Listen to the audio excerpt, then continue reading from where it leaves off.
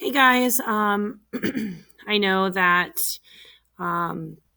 this is the most ideal situation with from 1 to 1:30 me kind of being in a tight spot here with picking up my kids and stuff, but I wanted to just quick record a video for you of basically what I would be doing. Really exactly what I'd be doing. If I was on the Google Meet at 1 o'clock, this is what I would have done. So when I do get on at 1:30, really, it's basically just to take questions if you have any questions, but I highly doubt that any of you are going to have any questions after watching this video. And seeing how easy today's work is. So for today, what you're going to do first and foremost is go into today's 3B work. And once you get there, you're going to see this. And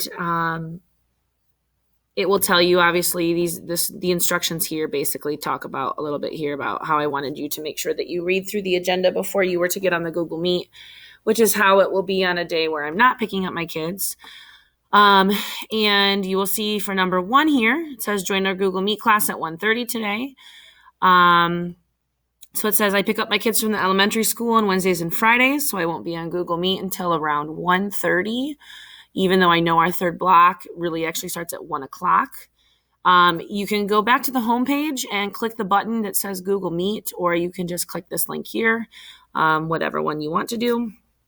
If you want to get on at 1:30 today to ask any questions, you are more than welcome to, but I am not requiring it because of the video right now that I am recording.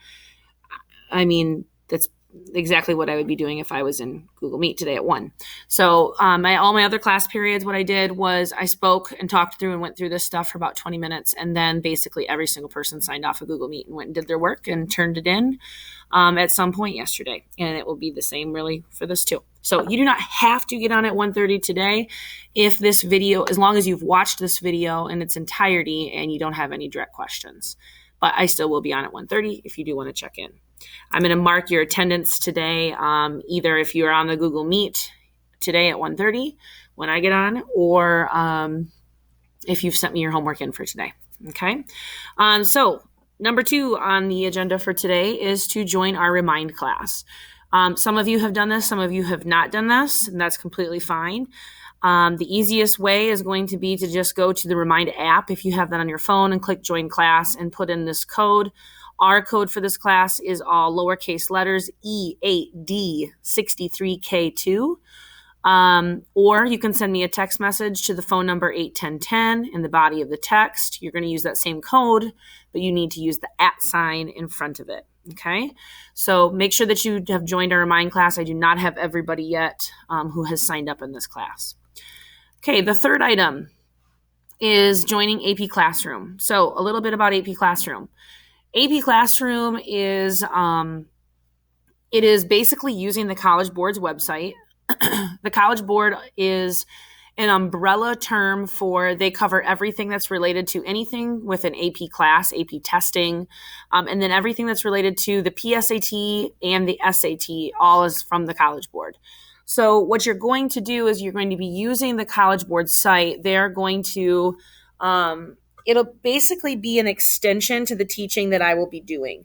So it's going to be used as a way to support the instruction that I'm giving you throughout the school year. And it will be also a place where you will be practicing applying the skills that we're working on in our units that we're going to cover. So there will sometimes be multiple choice quizzes. There could be from some free response writing that gets done there. All different sorts of things. But basically what it is it is going to help you do better on the AP exam. Okay, so everything that's covered in the AP Classroom directly correlates to the things that you will see on the AP exam, because I want you to start thinking about, is the AP exam something that I'm going to take this year? Okay. So to go ahead and join up with the AP Classroom, you'll notice it says, please go to this page and follow the directions to sign up for AP Classroom. Make sure you use the correct code that I provided for our 2B, I got to change that, for our 3B class. every time you think you've covered all your bases, it turns out that you have not. So what you're going to do is go ahead and click into this page, and it will bring you to this page here, which also actually can be accessed. If I go back to the home button or to the home page, you will notice down here, and one of our buttons is AP Classroom. You can go ahead and click that, and it will bring you to the same page as well. Okay, so obviously we're looking at the 3B code, which is right here. So I have some directions here on how to go ahead and sign into AP Classroom. You're going to need to go to myap.collegeboard.org, and you're going to use your College Board login. Now, for some of you in here, you probably haven't used it since middle school. So yes, it may take you a little bit to try to access and get in and to log in. That's okay. Every year, this is a little bit of a battle because students don't use it since middle school. Some students don't know if they have it and so forth. But everybody's always been able to figure it out. So try to think about what maybe your username and password would have been back when you were in middle school, and you're going to go ahead and you're going to log in that way. Once you are signed in, or if you don't have a student account and you've signed up, you're going to click the Join a Course or Exam button. You're going to need at that point the 6-character join code. And that is what you're going to be submitting there, as well as it states here. In the 4th section, then you're going to verify the course information. So make sure that you're signed up for the right course. That's AP Language and Composition.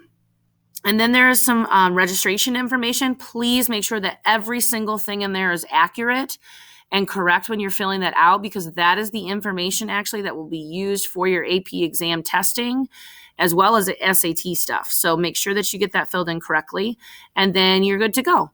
Number 7 and number 8 down here, you really don't need to worry about yet. We will get to those down the road. You can stop here at number 6 as soon as you know you've gotten the screen that says you have enrolled in AP Lang and Comp. Okay, so you're going to use this code, this 3B code, like I said, to go ahead and do that. All right. So that only leaves us with one last item that I need for you to do today.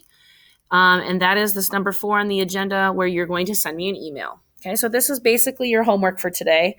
It should take you maybe, 15-ish minutes, maybe longer, depending on how thorough you are. But if it takes you 5 minutes, you've not done enough. Okay. So, what you're going to do in this email is it is a way for me to collect everybody's emails on this first day and get them put into my contact list for your class, and start a whole folder for you guys. And so you're going to share some information with me about yourself. You can go ahead and put in my email address. Obviously, it's kfrench@riverbendschools.net. And in the body of the email, you're going to answer all 9 questions that I have listed below. I would like it if you would number your responses on your email 1 through 9, and your responses must be in complete sentences and thoroughly explained.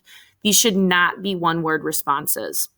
Okay, so while I'm not expecting perfect grammar and mechanics, I do want you to remember that the writing that I'm seeing today in your emails, with how thorough your responses are in terms of the grammar, it's the first time I'm going to be seeing it. So you're basically setting the stage for your writing in this email of what kind of where you're at and how well you can write. So please don't just fly through it. I want you to really focus on think the whole time about how, this is what I want to show my teacher that I can write, how I can write. Okay, so I'm going to go through the questions with you, and then basically we'll be done with today.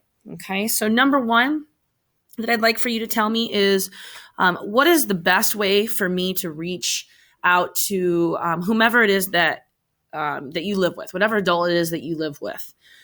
I have a lot of different scenarios from students over the course of the last 13 years that I've been teaching.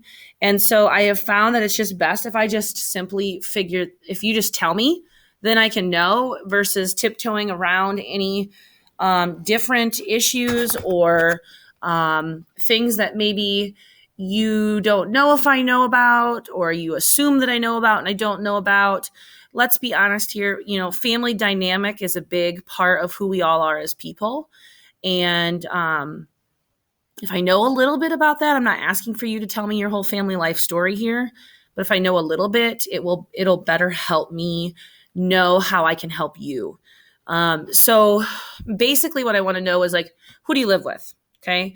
Are you primarily at home with just mom? Are you primarily living with, maybe your parents are living somewhere else right now and you're living with a grandparent, or maybe you live at home with both parents, whatever it is.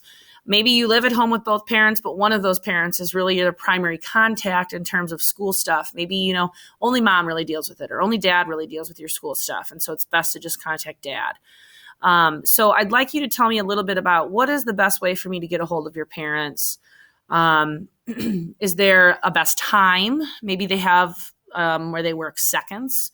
And so I'm not going to be able to get a hold of them after school and I need to call them during the day.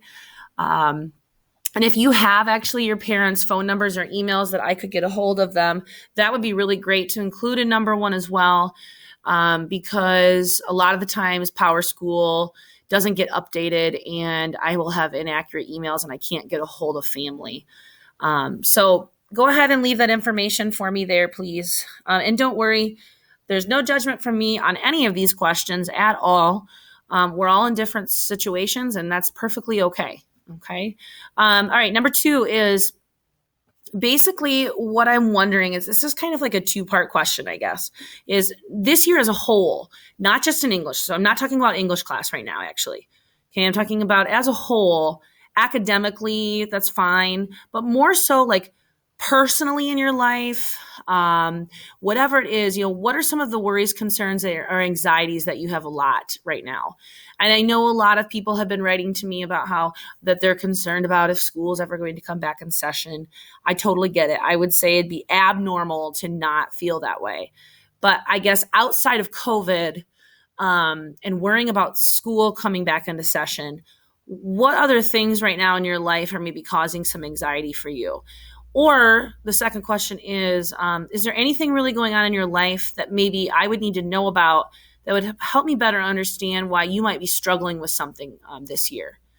I had 1 year that I was teaching, I had a student, she was a junior, and her mom was going through cancer treatments. And so she missed a ton of school. And had I not known that, it's really easy to make snap judgments on people and just instantly be like, oh, they don't want to come to school. They're never coming to school. Okay. But her letting me know that at the beginning of the year allowed me to be able to be so much more empathetic and understanding and be able to work with her on things. So if there's things like that going on in your life, and there's all sorts of different things that can be going on that really make it tough for you to really focus. If you feel like it would best help me to know that information so that I can kind of come at things with a different angle, that would be so helpful. So maybe telling me a little bit about that. Okay. What's not optional is you telling me that your life is perfect and you have no stress and zero worries. That is not real life. Okay. Everybody has something in their life right now that they're stressed about. Something. I don't care how small it is. Give me something versus just telling me I have nothing. Please do not tell me that. Okay. Number three, now same thing, but in regards to English in particular. So what are some of your worries, anxieties, concerns about English in particular? Again, telling me you have no worries is not acceptable. So maybe it's something that specifically over the course of multiple years in English class, you've struggled with something specifically. Or maybe it's something specific to AP or me, or I don't know. I'd like for you to tell me, what are you mainly concerned about? And you could even tell me a little bit in there, like what are you mainly finding that you struggle with in English in general? Maybe it's grammar, whatever. Transitions. What do you find that you constantly struggle with in English and you're worried about that for this year? Number 4 is easy. 4 and 5 are very similar. These are actually really interview questions that I think I've always been asked in all of my jobs. And that's number 4 is, what are some of your greatest strengths in life? And number 5 is, what do you believe is some weaknesses in your life that you need to focus on? So when you tell me greatest strengths, what I'm thinking is like, I'm not talking about just English. I'm talking about in life in general. Like, what do you find that are like some things that you really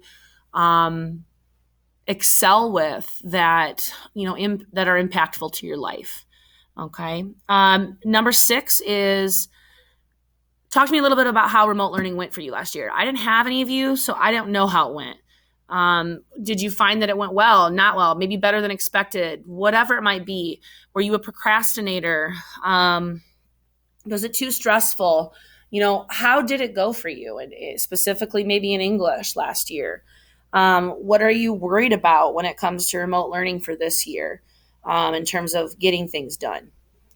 7 and 8 piggyback off of each other as well. And these are some things that you might not know yet, but I'd like you to just kind of give me an idea of what you're thinking. And that's number 7 is, as of right now, what are your plans after graduation? What are you thinking? Trade school, military, a job. Maybe you're taking on a family business with a parent. Maybe you're going to community college or 4-year college. What are your thoughts on your plans after graduation? Like, where are you going? Okay. That goes along then with number 8 is your career. What type of career are you most strongly considering? What is leading you to this career currently? And so explain that a little bit as well. Number 9, the last question is, I think, the hardest of all of them. And this one's going to make you think a little bit and is probably going to take you the longest of time to form a response. But you're going to basically, I'm giving you a template and I want you to fill it in. And the template is, I used to think blank, but then I learned blank. So now I blank. Okay. And I want you to kind of get like, don't be afraid to get philosophical on me here and get a little deep. I'm not asking for you to be like, Socrates here. Okay. But, I don't want you, please, to answer the question in just a silly way and tell me that you used to think Santa Claus was real, but then you learned that it's your parents, so now you'll never trust your parents again, okay? Or that you used to think the earth was round, but then you learned that science was wrong, and so now you believe the earth is flat, okay? Not looking for those types of responses. So I want you to think a little bit more deeply here and stretch your brain just a little bit, okay?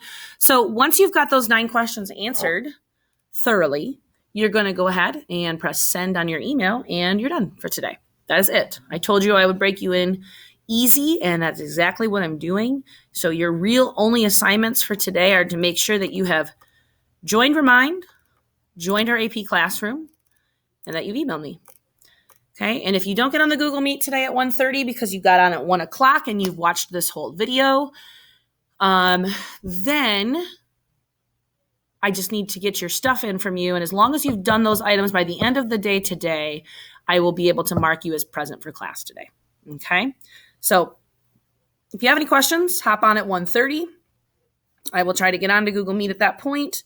I can answer any questions then. Or you can shoot me an email, or you can text me and Remind, and I'd be happy to get back to you there too. Okay.